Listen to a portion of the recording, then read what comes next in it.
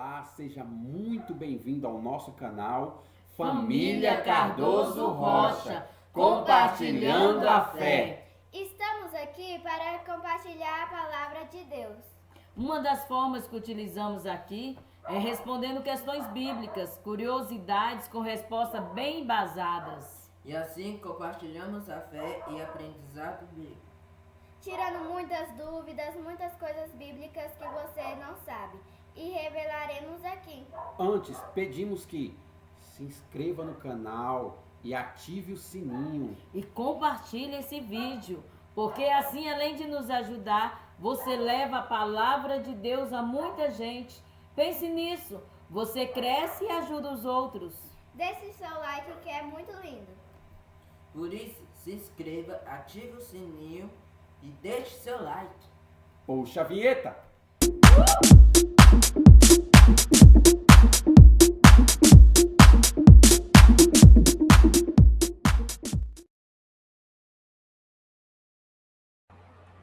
No texto de Lucas 6:38, Jesus fala de uma boa medida que se dará a nós. Diz que será recalcada, sacudida e transbordante. O que significa recalcada, sacudida e transbordante? Lucas 6:38. Dai e se vos há dado boa medida, recalcada, sacudida e transbordando vos darão, porque com a mesma medida com que medirdes, também vos medirão de novo. Esse texto é um texto muito interessante, Lucas 6, versículo 38, né? Jesus, ele se utiliza de uma metáfora. E para nós entendermos, é preciso fazer uma análise do contexto ao que Jesus falou, né? E aí vamos analisar o verso anterior, vamos analisar o que ele disse antes. Ele falou assim, não julgueis e não sereis julgados. Não condeneis e sereis perdoados. Jesus não está aqui proibindo o trabalho de um juiz, que é julgar. O que o juiz faz? Ele julga. Jesus não está proibindo isso. Jesus não está proibindo também, né, o cristão de julgar entre o certo e o errado e fazer as suas escolhas. Não é isso que ele está proibindo, o julgamento em si. Mas ele está falando da atitude da pessoa que sempre quer condenar os outros, da pessoa que não perdoa ninguém. E outra coisa que Jesus está falando aqui é das consequências. Atitude boa gera consequência boa. Atitude má gera consequência má. A pessoa que não perdoa, ela não será perdoada. A pessoa que não condena, ela será perdoada. Então, coisas boas geram consequências boas. E aí, no próximo versículo, né, Jesus fala do dar, o verbo dar. Dai e ser-vos-á dado. Então, a pessoa que dá, ela toma uma atitude boa, e a consequência dessa atitude é melhor ainda, né?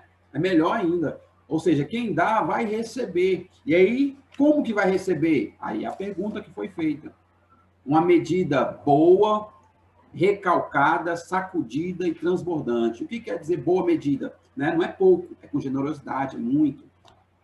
Recalcada é porque soca, né, aperta. Imagina um comerciante ali que vende ali um fardo de arroz, um fardo de batata, um saco ali, né, uma lata de alguma coisa, e aí precisa, para caber mais, ele aperta.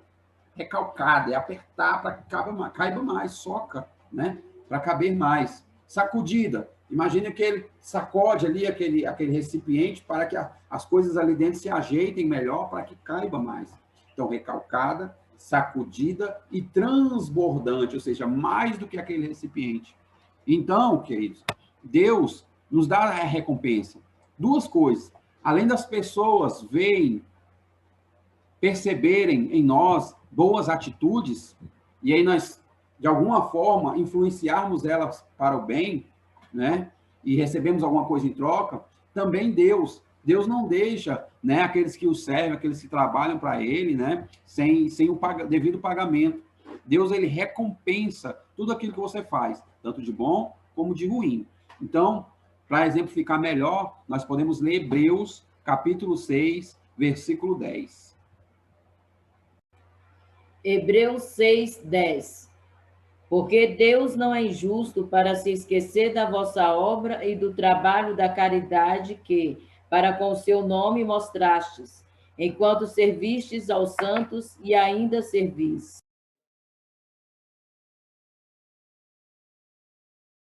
O que significa horrível coisa é cair nas mãos do Deus vivo?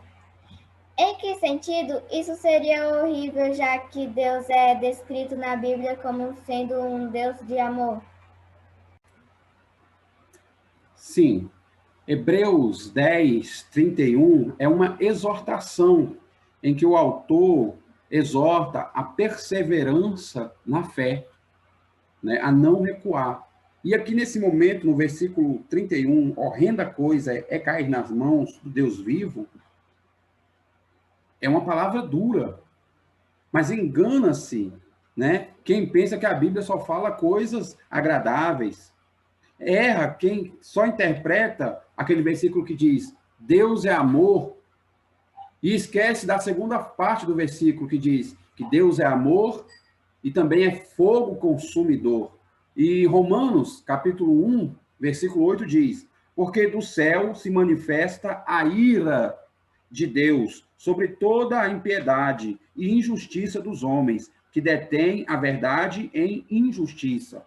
Também diz no versículo 22: portanto, tendo conhecido a Deus, não o glorificaram como Deus, nem lhe deram graças.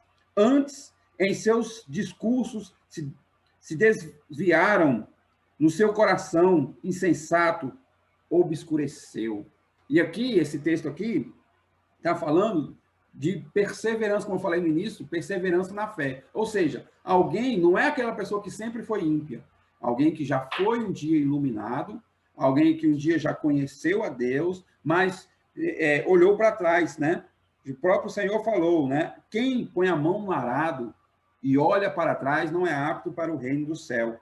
E aí são pessoas que conheceram a Deus e que diversas vezes, nós muitas vezes somos sim tentados a recuar, a não perseverar na nossa fé. Mas aí o texto diz, é uma advertência, horrenda coisa é cair nas mãos de Deus vivo. E diz mais, versículo 38, mas o justo viverá da fé.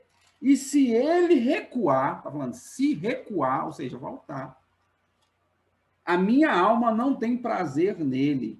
Nós, porém, não somos daqueles que se retiram para a perdição, mas daqueles que creem para a conservação da alma. É uma advertência a não recuar, porque se você recuar e você for pego em falta, o Senhor Jesus voltar, né? Assim como o Senhor castiga, o Senhor é justo, o Senhor é justo, né? E ele vai castigar toda a impiedade, como foi lido lá em Romanos, capítulo 1, versículo 8. Se você for pego em impiedade, e aqui é diferente, porque não é a pessoa que peca e se arrepende, Senhor, pequei, me arrependo, me perdoa, não é isso. É aquela pessoa que deliberadamente já conhece a verdade, mas ele desiste, recua e não quer mais saber, volta às antigas práticas mesmo e se entrega ao pecado. Essa é uma advertência. Ou, dá um trabalho fazer esses vídeos. Se inscreve aí no canal, não custa nada. Se inscreve.